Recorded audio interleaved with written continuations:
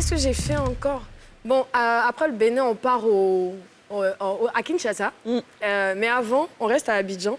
Je tenais à m'excuser auprès de Nader parce que hier, en faisant ma chronique, vous parlez d'Ahmed. Bah, j'ai dit Ahmed Fakri. Et ouais, j'ai dit Ahmed. Et bah, vous savez comment on est tous. Moi-même, quand on dit mal mon Giza, voilà. Oh, mais c'est sympa. Bon, mais j'ai dit Ahmed, c'est rien de méchant, mais c'est bon. Donc, Ahmed fait partie de la grande famille Fakri. La grande famille Fakri. Donc, Nader, c'était juste un lapsus, rien de méchant. Bisous et merci pour ce que tu fais. Et suivez ses contenus sur le web. On y va. Donc, on part à Kinshasa pour parler de Ima, le film de Dadju, qui est enfin sorti. Enfin, il sort vendredi, mais il est sorti vendredi, déjà. C'est ça Vendredi, okay. Oui. Il est déjà sorti en France. Il sort en France aujourd'hui. Il y a une avant-première hier que j'ai eu la chance de voir.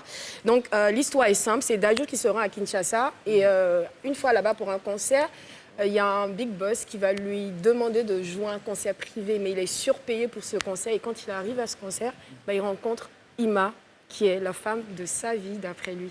On regarde la BA. Kinshasa, première date en Afrique. T'as le trac, hein? Non. C'est elle. C'est la femme qu'il me faut. D'ailleurs, je te connaissais même pas du tout.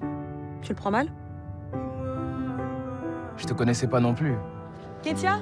Je pense que les gens qui sont passionnés sont un peu plus heureux que les autres. J'ai retrouvé mon avenir, il est caché dans ton corps. Et les clés que j'aime utiliser n'ouvriront pas d'abord. Regarde-moi.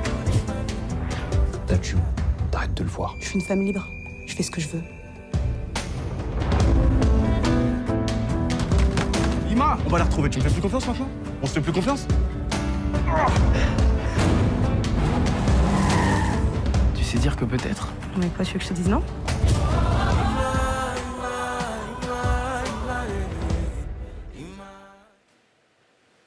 Alors donc, Ima, bon, je vais détendre l'atmosphère. Dadju, je sais que beaucoup de personnes m'ont trouvé comment il joue.